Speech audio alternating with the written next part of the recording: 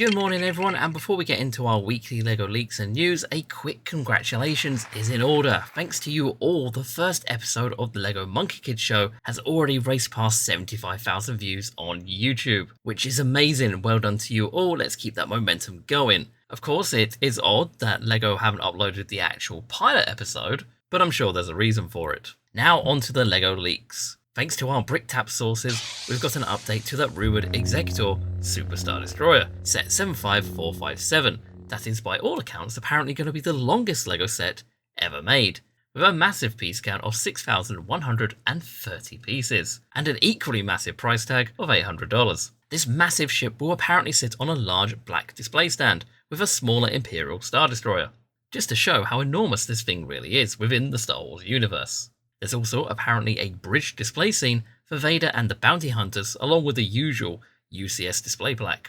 I am left wondering if that bridge section can be stored inside of the ship, or if it's some sort of standalone display. But at $800, this thing needs to be packed with some serious detail and Easter eggs. And there appears to be a Smart Play R2-D2 heading to the theme next April. This will be set 75491. With 530 pieces, and although this is a Smart Play set, there will be no Smart Brick in it. Which brings us to our next set, 72118. This is apparently going to be an all-in-one activator set with 81 pieces. At a guess, it will have a Smart Brick, its charger, and 81 pieces, which I would assume are the activator tiles thrown in for good measure. Honestly, I think releasing this as a standalone Smart Brick set seems more like damage control at this point. This should have been available from the start. We've also got an update to the three Star Wars Starfighter sets. 75471 will have 717 pieces, 75472 will have 775 pieces, and lastly set 75473 will have 1426 pieces. All three of these sets should be coming out next year, and I think it's safe to assume at least one of these is going to be the Starfighter from the movie, and I really hope that we get this as a print on one of the minifigures. I love how they've used an inverted Rebel Alliance insignia over two blasters to make it look like a skull and crossbones. And we got our first update to the LEGO Ideas set 21373, Downton Abbey. According to the verified anonymous source, the set is currently rumoured to contain a massive 4,711 pieces, with a price around about $350, and a potential release date of the 1st of October. Obviously, take that price with a grain of salt because these numbers are still very much subject to change. But if that piece count is accurate, Downton Abbey could be one seriously impressive LEGO Ideas build. And currently I have two trains of thought with this set. One, my mum would have absolutely loved this. Two, I wonder if this will make a decent Wayne Manor. And then we have something I'm eagerly awaiting images of, the LEGO PlayStation set 72306. This one is rumoured to contain 1,911 pieces and cost roughly $160, and should release on the 1st of October. The build is apparently a near enough 1-to-1 scale recreation of the original PlayStation, measuring around about 26 centimeters and 17 centimeters tall when opened. And yes, it comes with the original PlayStation controller, complete with that classic design without the analog sticks. But the really cool part is what happens when you pull out the sides of this build. Apparently, they reveal tiny dioramas based on Gran Turismo and Ape Escape, with the whole set packed with Easter eggs, which does sound awfully familiar to another set that I'm going to talk about later. And of course, there is that gift with purchase set 40899, Astrobot, which you can get when you buy the PlayStation set at LEGO stores and LEGO.com, whilst supplies last. Now, I say gift with purchase, but there is some conflicting information coming out of BrickTap at this moment in time that this set might have been moved to a standalone set and not a gift with purchase. If true, that is awesome news, so I will update you as things develop. And if that's the case, and LEGO are looking to continue the LEGO PlayStation line with other sets than consoles, does that mean we could get some LEGO Ape Escape sets? I would say Crash Bandicoot and Spyro LEGO, which would be absolutely brilliant, but they have not been PlayStation exclusives for a long time. Anyway, moving on, next year will bring us a brand new LEGO theme. Say hello to LEGO Cutelings. The first wave of this new theme will be based on small bricked animal characters, each one styled around a different interest: music, nature, food, sports, and so on. And no, this isn't Mixels making a comeback. Looking at the information we've got so far, LEGO seems to be intent on making these things as cute as physically possible. We have set 3101, Melody the Musical Unicorn, 34102, Sunny the Flower Bunny, 34103, Charlie the Trendy Kitty, 34104, Swifty the Adventure Puppy, 34105, Yumi the Picnic Panda, and 34106, which is an unnamed elephant character. Clearly, one eye wasn't enough when it came to naming these things, and I feel they missed a trick by not making Swifty a cat. This entire wave is reportedly aimed at 5-year-old builders, so rather than being another theme competing directly with Star Wars, Marvel, or Ninjago, Cutelings is effectively sitting in that space between Duplo and LEGO's more complicated sets. To help with this, LEGO is apparently developing new pieces specifically to make these builds a little bit more sturdier, which makes a lot of sense when your target audience is 5 years old and they are probably going to be carrying these things around by the ears. Moving on to other news from the brick built world, on my travels through Reddit this week I stumbled upon this post by Harry of Gaming, who has created a new setup for the RPC S3 that combines the emulator with a virtual LEGO toy pad, meaning you can play LEGO Dimensions without having to mess around with a physical toy pad setup. Their video walks you through the whole thing and they do a much better job at explaining it than I can. All the links are in the comment section down below, and if you don't know what RPC S3 is, don't worry, nor did I. Basically, it lets your PC run PS3 games like LEGO Dimensions. This could be a huge deal for LEGO Dimensions. The game never got a proper PC release, and traditional emulation has always involved an awkward toy pad setup. Now the community is getting that much closer to what feels like a proper PC version of LEGO Dimensions, and this is a massive step forward for LEGO Dimensions preservation. And while we're waiting for official images of the LEGO PlayStation, feast your eyes on this.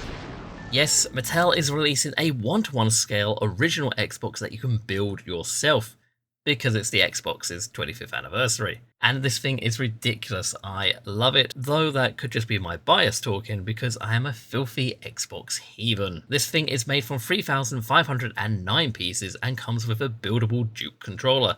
And once you've finished putting the whole thing together, it has lights and sounds. You can open the Xbox up and swap in 3 different little gaming scenes based on Halo, Combat Evolved, Psychonauts, and the Elder Scrolls 3 Morrowind. And the controller isn't just for decoration. Pressing its buttons activates hidden scenes inside the console, complete with lighting effects and sounds from the game. Oh, and Mattel is throwing in 12 tiny nano-world figures to populate the scenes. There's 8 from Halo, plus 2 from Psychonauts and Morrowind. The only problem, this thing is $330. So yes, less building toy and more very expensive piece of Xbox furniture. But honestly, as 25th anniversary collector pieces go, I think this might be one of the coolest things the Mattel Brick Shop has done yet. And yes, I do wish we had at least one of the old Mega Bloks figures. It would have been great to see the Master Chief in Mega Bloks form one last time.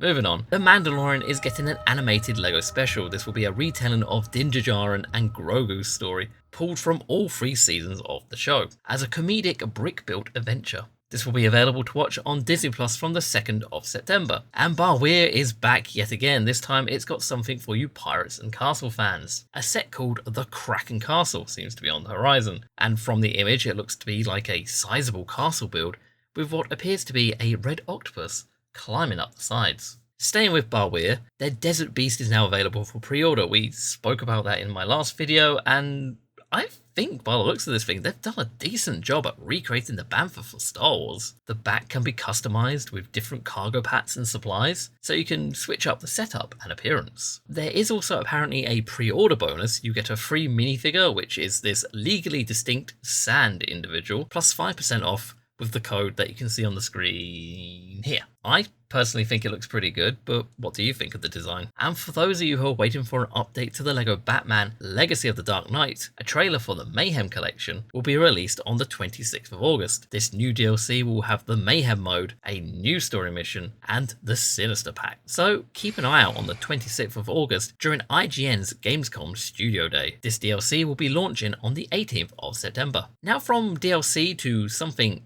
considerably more unexpected. The next LEGO game might be LEGO City Skylines, or LEGO Skylines, because there are growing signs that LEGO Skylines could be a thing. A game under that name appeared on Korea's game rating board back in May, with Paradox Interactive attached as a developer. And if that name sounds familiar, there's good reason. Paradox is the studio behind City Skylines. I'll let you draw your own conclusion with that information, but both LEGO and Paradox have since been confirmed that they will be at Gamescom 2026, which runs from the 25th of August through to the 30th. Of course, nothing is official yet, but we will wait and see what happens this week. Meanwhile, the LEGO Marvel game series has been reportedly put on hold for the foreseeable future, according to LEGO TT News. In its place, TT Games' next project is said to centre on a major Warner Bros. IP, but with Batman, Harry Potter and Dune all ruled out, that leaves us with Superman, Lord of the Rings, and the Justice League. Do Warner Brothers still have the Ninjago license?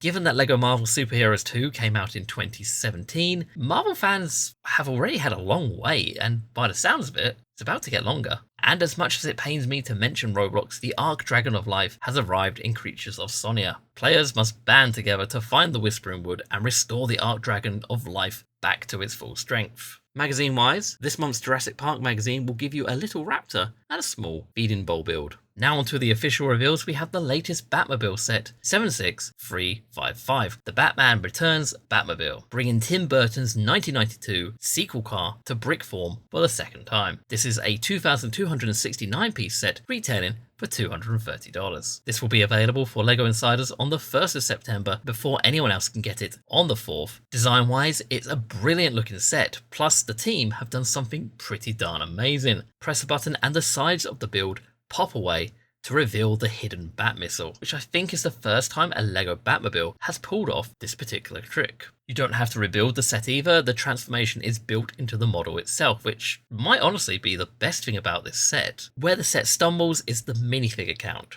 You get exactly one. Batman, sporting a new cowl and cape combo. I would say it nails the Michael Keaton silhouette, and it might be one of the best Batman minifigures LEGO have ever produced. But one minifigure on a $230 set built around a two-villain movie. Penguin and Catwoman are both absent. For now, both these characters remain locked behind the Batman Returns Shadowbox set, which is a strange way to treat the film's most memorable villains. On the plus side though, it is highly possible that the Penguin minifigure might be available in the rumoured set Batman Returns Batmobile versus the Duck, which I guess would make that the third version of this Batmobile. Design-wise, it's a genuinely great looking set. Value-wise, with that minifigure count, it's tougher to justify that price. And with that, we have reached the end of the video. It's been quite a week. A new theme aimed at LEGO's youngest fans, a Star Wars special that hopefully won't traumatize the younglings, and a Marvel-shaped hole where TT's game's next project used to be.